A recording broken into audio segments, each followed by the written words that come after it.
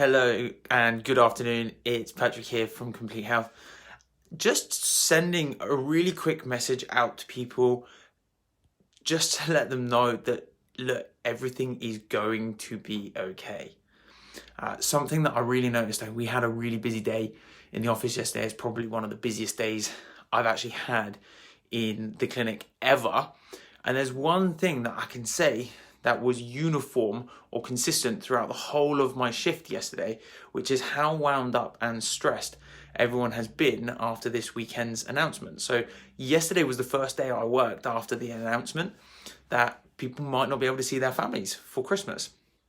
And ironically, the amount of people coming in with heightened levels of pain over the last couple of days, which I wouldn't normally see in certain patients. So patients that might have seen me for a very long time, who have generally been really, really stable, have actually been displaying neck stiffness, stuff like pins and needles, increased levels of sciatica, etc., etc., etc. And they're like, oh, I haven't done anything.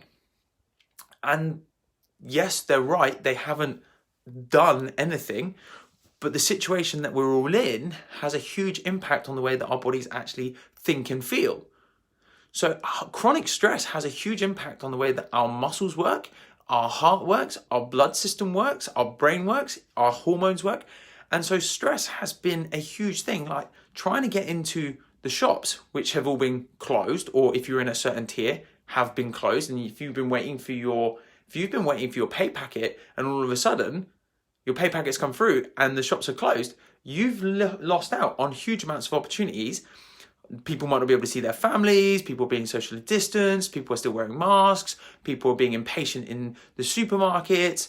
It's just become a huge stress this year.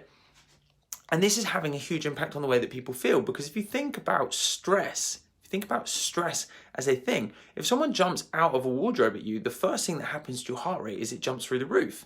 Your breathing rate goes through the roof. Your digestive tract slows down, your muscles tense, your blood supply gets shoved away from your organs and towards the muscles in your arms and your legs, because at the end of the day, your body cannot detect the difference between an emotional stress like we're all going through now and a tiger chasing you down the road. Your brain cannot identify the difference. However, they have the same physiological effects, and we're only really designed to go into those stress periods for very short periods of time. So one thing that I want everyone to try and do is take a deep breath. Now, it seems really stupid, but if we can control and slow the breath, they've actually shown, and that you can look this research up, it's called heart rate variability. It allows us to start to normalize our heart rate, therefore switching our nerve system back to a state of calm. So if you found yourself getting really wound up over the next couple of days in the lead up to what should be the most fun day of the year, maybe try this exercise, which is take a deep breath in for the count of 5, hold the breath for the count of 5, and let the breath go for the count of 5. And then let yourself just go back into a state of normal breathing and feel the change in your heart rate, your breathing rate, and the way that you just generally naturally feel. It will just slow everything down. It starts to drive up something called our parasympathetic nerve system, which starts to re-regulate the blood flow around the body, re-regulate the breathing rate, re-regulate the heart rate, and just allow yourself just to take that moment to de-stress.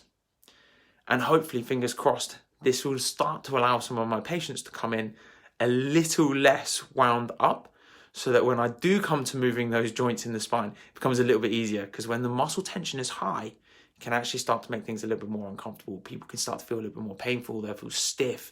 And like I said, the risks of sciatica and stuff are all going to start to drive up. So look, let's look after each other. Let's try and take care of each other. Let's try and respect each other's point of view and opinions. And let's get through this all together. Until tomorrow, Patrick here from Complete Health, and have a nice day.